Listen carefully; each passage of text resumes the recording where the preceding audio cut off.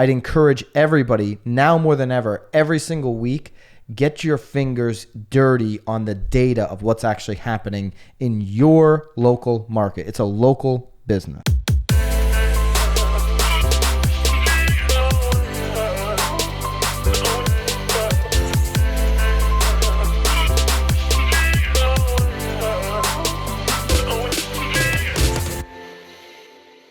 This is Byron Lazine and Nicole White, and you are tuned into episode 139 of The Real Word. Word is up. I love this question we are leading off with for racket number one. Let's do it. All right. Good old Inman. Patrick Kern, staff writer, Inman, posed what I believe is a serious question, a conversation we should be having in the real estate industry as eyes are and continue to be upon us. Should agents be forced to disclose referral fees to consumers? A new analysis by the Consumer Federation of America determined that 51%, so basically half of consumers, believe referral fees are unfair if they are not disclosed. Nicole, your quick take, your 2 cents. What are your thoughts? I feel like I have so many questions because so in the article, it's talking about these referral fees. Yeah, do you want me to read the quote here from Stephen Please. Brobeck, Yep. a CFA senior fellow and the report's author? Yep. Referral fees are hidden from consumers, yet reinforce high commission rates and provide an incentive for agents and the agencies to make referrals only to agents willing to pay the highest fees. So that's the take there. At the very least, agents should be required to disclose these fees effectively to the consumers who end up paying them. So there's a couple different things going on here, Nicole. Let's break it down from really 2 different angles. Right. One is you're, say, an agent here in Connecticut. Mm-hmm. Maybe I'm down in Florida, and I say, hey, Nicole, I've got somebody wanting to buy a summer house in Connecticut. Yes. They're my clients. You're a great agent. I've been following you on Instagram forever. You're amazing. I have these conversations every day. Wouldn't want to send to anybody, nobody else, my clients, other than you. So can you help them find their summer home? Of you course. say yes. Yep. And then you say to me, what do you want for a referral fee? Well, I'll say I don't typically ask, to be honest. You just assume it's the standard 25%? Yeah, I'm like, hey, send me over your referral form. I'll be happy to sign it. Or you're happy to sign whether they're maybe even at 30, you'd be happy to take the new lead. So you get this referral. We come up with some type of referral fee because I'm licensed in Florida and you're licensed in Connecticut. We do a referral. We pass off the clients. Really, a lot of times, too, it can be the fact that my client said something to me because maybe I've been their trusted advisor for years or decades. Hey, do you know someone? Can you find me someone? Can you interview people? I know you're very connected throughout the industry. And so, boom, go ahead and make that referral. Now, the consumer in that instance may not realize that I gave you this recommendation, them the recommendation to work with you, that I'm actually getting compensated on that recommendation. They may or may not realize without the disclosure. So there's that one. The other whole part of this, and they do reference it in here, is the fact that when you as a consumer call Zillow, and you get connected with an agent, and a lot of these markets, the flex markets, you are now basically okaying by you using Zillow, the consumer, that there is going to be a referral fee paid if you transact with that agent, because that agent is obligated by their contract to send Zillow now a referral fee. So it's kind of 2 different ways. Ultimately, the question is, should the consumer know that there's compensation being traded back and forth? Well, again, I mean, there's so many situations here. So I feel like there's so many different scenarios, because in my mind, I would like to think that your client that is in Florida and asking for your help, they would probably love the idea that you were getting paid to help them. Yeah, certainly. I would that want. Is, and listen, I'm so sorry. Like that, I'm going up here. Like, is there any way that like this can work for you? I've been in situations where the consumer has said, "Hey, I work with so and so in another state, and I really like you, I want to work with you, but I want to make sure that because they took that phone call with you, I want to make sure they get something out of this. I've heard that from consumers. Of course. Or vice versa, right? Where they're saying, hey, I want to make sure Byron gets something out of this, some type of referral. Because I feel like if a lot more clients knew that even family, for instance, I feel like if a lot of family members, agents' family members knew that you could actually generate a referral fee if you helped them even where they lived, I feel like maybe more would actually then utilize that. No? That's how I feel. Right. But I guess we're talking, in my mind right now, we're really strictly talking about a buyer side, because this thing about continuing to drive up commissions, I don't feel like is wildly true on a buyer side, because you are 100% getting paid based on whatever it is that listing agent is offering out. Yeah, basically they're going with... that this is raising commissions. This is not, because this is a smaller portion. Yeah. Well, here's the thing, though. Here's what's interesting. It is a smaller portion historically of deals where there's a referral fee.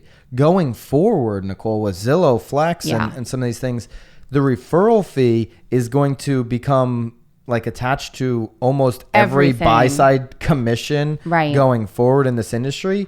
So you could argue that because of what's happening with that landscape, not just Zillow, let's be fair here and say everybody, OpCity and Realtor and all these different places that are doing the referral platform now, they're keeping those commissions high because there's really no margin there after for the broker, the team, the agent, the marketing department, X, Y, and Z. All that comes out of it. So it will keep the commissions higher. And obviously there's a huge class action lawsuit of why commissions are set at a certain thing. That's a whole another conversation. But just yes or no, should consumers get this disclosure? I guess I don't see why not. Yeah, I don't see why not either. I have no problem telling anybody. I have no, why not? Really? Exactly. There's nothing to hide. And here's the thing, if you're truly adding value in your referral, so if you're an agent referring to another agent, are you actually sending them to the best person? There are like referral groups out there that make you just send to people within their group. That to me is those BNIs. There's a lot of different examples. Yeah. I don't know that BNI requires any sort of referral fee though.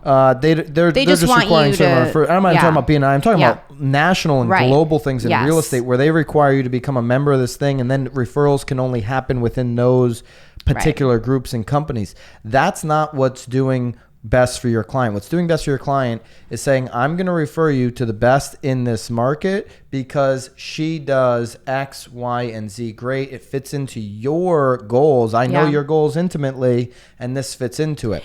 Now, I do think anytime, like in the banking industry, anytime somebody's being compensated for something in our industry and a consumer is involved, there should be disclosure around that. Before we ever sign a listing at One & Company, we are having them, here's the commission, here's what we're paying the other side, and here's any other fees associated. Being very clear on what that seller is paying. I think same thing here for the referral fees. The consumer should understand. And again, most of the time, if you're providing great service, if you're being somebody who's educating your client consumer, they're going to be fine with that. Well, especially I think you have to explain it properly though too. Because I can see like a buyer being like, well, does that mean I have to now pay you? Does that mean that I'm paying more? Does that I think you obviously have to be very good in your lingo with explaining it if you are going to be disclosing it. It is interesting though, because I do feel like there have been a few times where we've been negotiating on a contract or even like inspection items, and I've heard an agent be like, I can't negotiate. Like I would give some of my commission, but I'm already having a referral. I'm already having to pay a referral on it, so I can't go any lower. Right. And I'm like, well, I never even really asked you for that.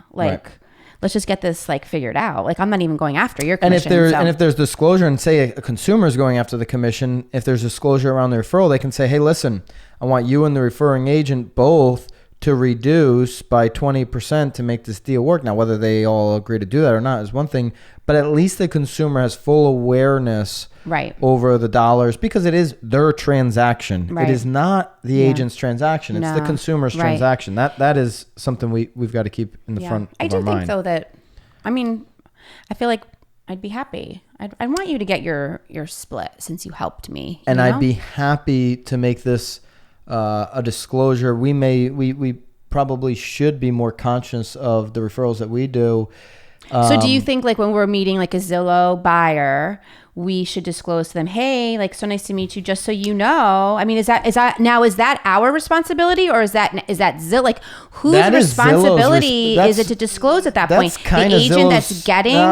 In that situation, I think it's Zillow's responsibility, because they went to Zillow, the brand, to start with. They did not go to Nicole White to start with in that instance. They went to Zillow, the brand. So I guess that's the question too. Is it up to, like, I'm referring this to you, so is it up to me to disclose to that consumer, or is it up to the person that's receiving the referral to then disclose, listen, hey, I'm getting 25% knocked off of my commission to go to your buddy? Think about all the stupid, silly forms we have people sign. Oh, I need to disclose it. We own this affiliated LLC. We own business. This affiliate. This, yeah, that, we have a thing. Mortgage company. This is way more important to me, and 51% of consumers agree. This is more important information that the consumer should have at their fingertips. I wonder what would happen, though, because then if Zillow has to disclose and then the consumer says, no, I don't want that to happen, then what happens to that lead for Zillow? Yeah. Maybe they don't want to do it yet because they're afraid of what could happen. Of course not.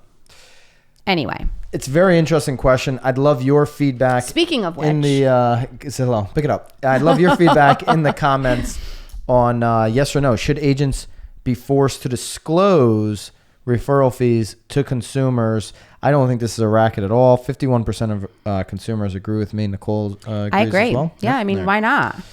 All right, racket number 2. Another Inman article. These 10 housing markets are poised for serious trouble. A new study by Go Banking Rates looks at the top U.S. cities most likely to see a poor housing market in the near future.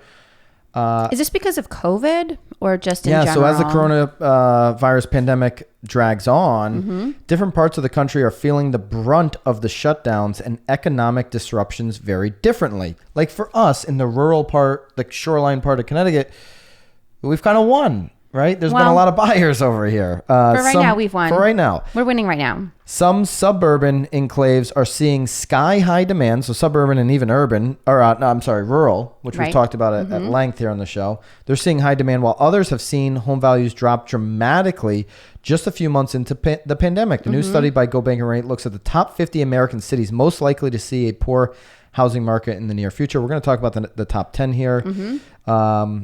So there's some small cities with long struggling economies, while other affluent California enclaves that saw record high home values spike over the last decade are now feeling the crash of such unparalleled growth. A lot of California in this top 10. Well, I mean, not surprising. No, either. not at all. I mean, that was a whole bubble already. Jackson, Mississippi is one. Longview, Texas. The reason why this is interesting to us is there's a Connecticut city on this top 10 list. Longview, Texas, Redwood City, California, San Mateo, California, Fremont, California, Loretto, Texas, Santa Rosa, California, Lake Charles, Louisiana. They got problems right now with the storm. So man, that whole South is getting slammed though. Stamford, Connecticut, and Albany, Georgia. So 4 of the top 10 were California. Stamford, Connecticut, which particularly is interesting to us, while home to a number of high-paid tech professionals, the Connecticut city of Stamford regularly makes a list of cities with a poor economic outlook due to a housing market disproportionate with the entire population. At $579,000 home prices average, they're down almost 1% from last year and 1.18% from a year ago. One in every 5,200 homes. Yeah, we're talking about $7,000 off of what your house was worth over 24 months ago. Yeah. I mean, that's interesting. Know. That is very interesting. And so this is who they use this Go Banking Rate study. It's a Veronica. Ooh, do it. Bondarenko article here on Inman.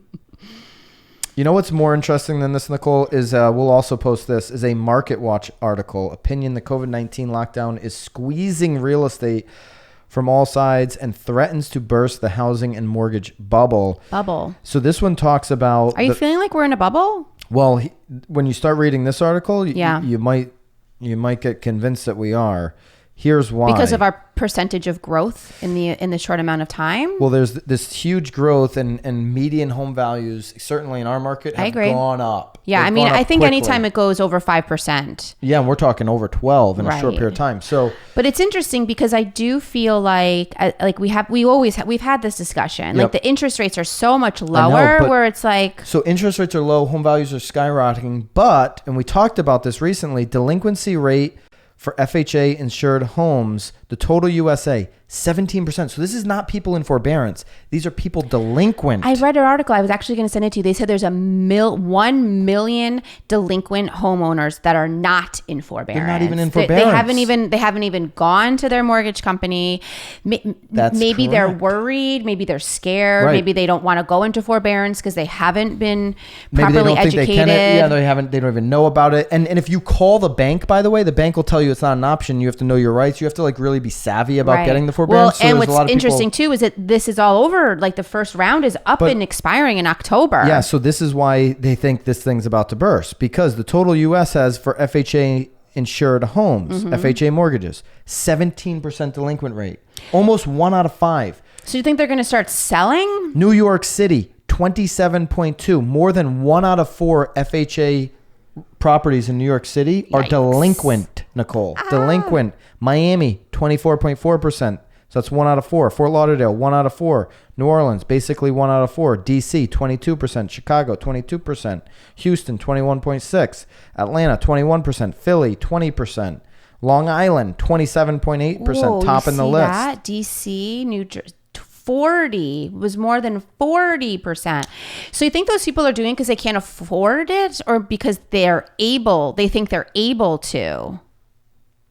I think if you're delinquent right now, you can't make your payments. Well, you would hope.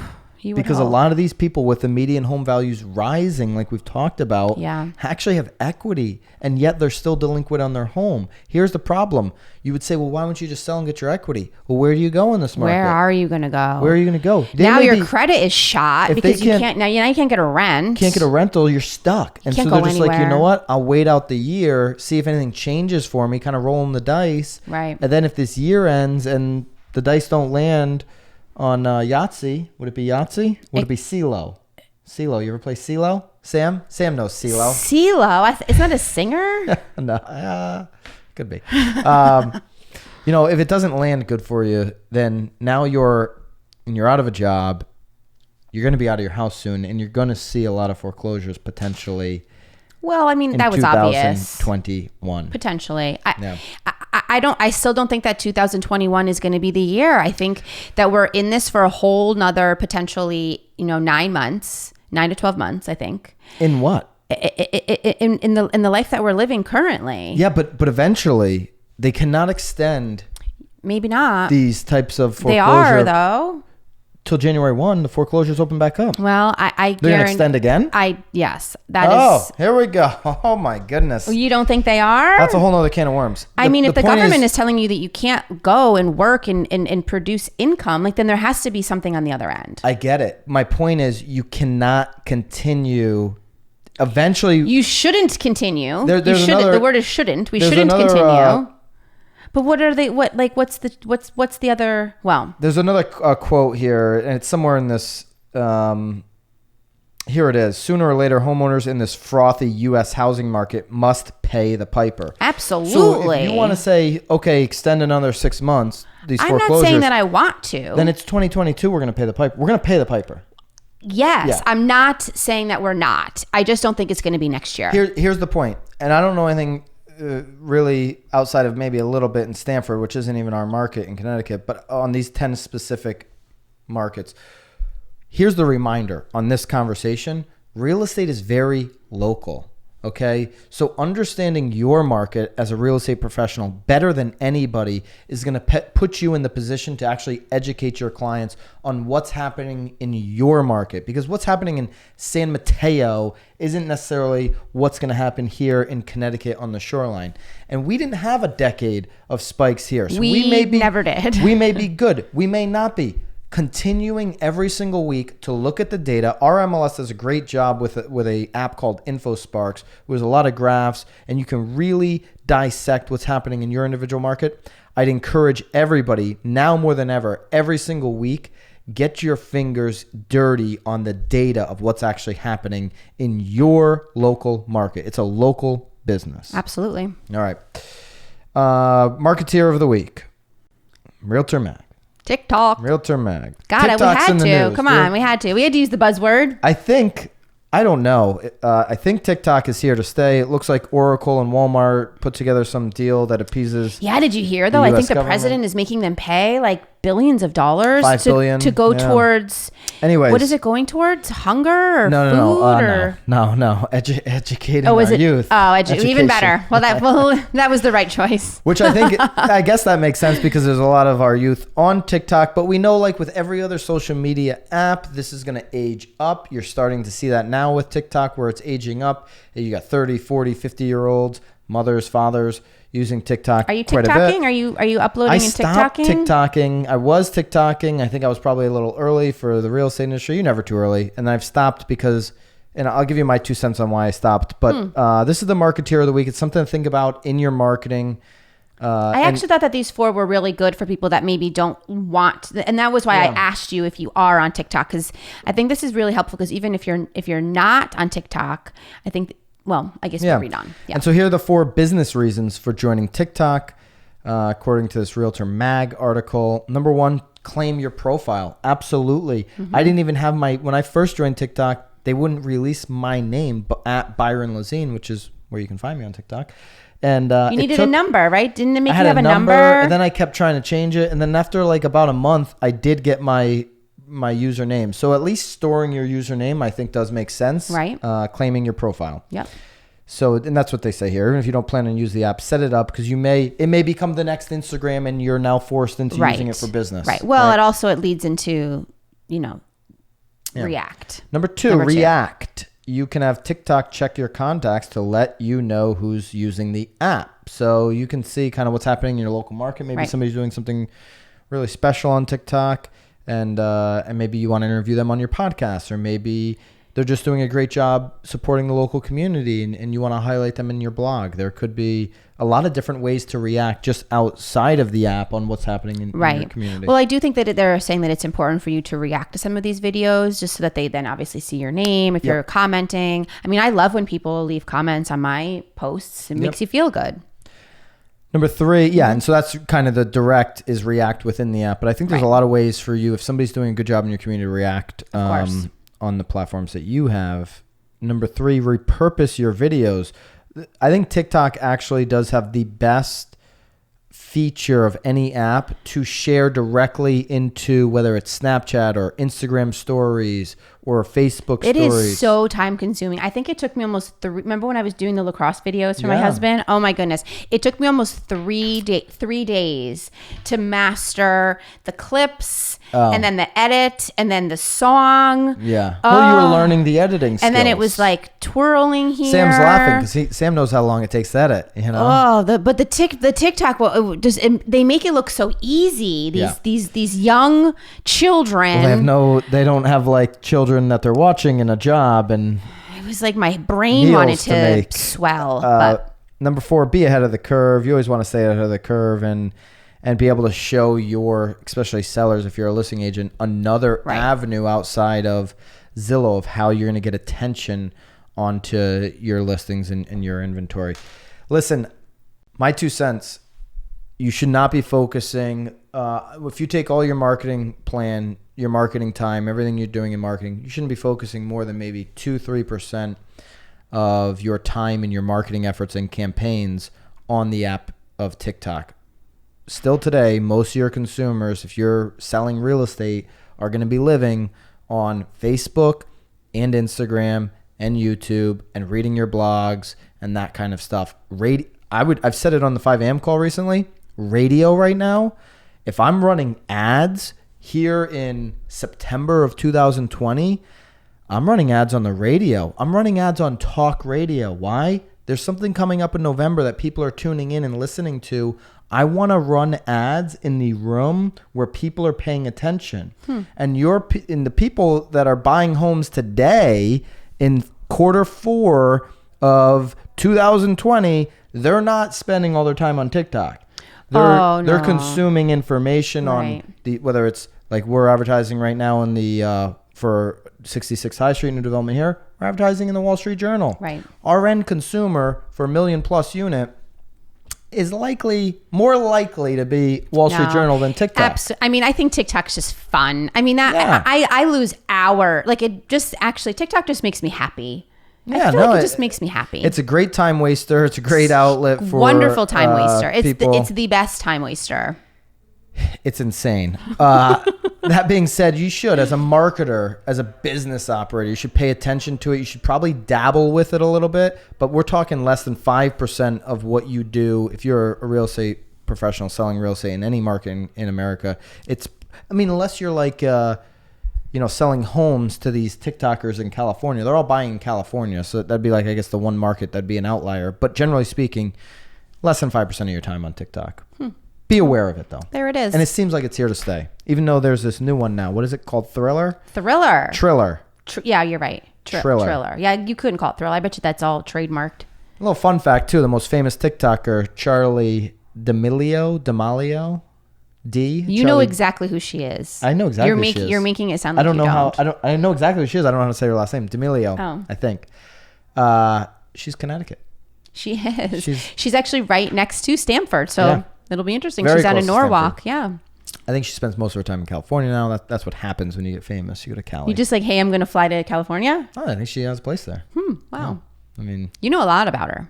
Yeah. Charlie, 88 million followers as of this video. So, all right. In the comments, if you're using TikTok, let us know. Very much more interested in that first racket. Should agents be forced to disclose their referral fees to consumers? Love your 2 cents on that one. Yep. All right. Yep. Nicole? Yep. Nice t-shirt, by the way. Hey, thanks. Little package store. Spencer and Lynn, Oh, I have a corkscrew on the back. Killing All right, it today. Guys. Keep it real. See ya.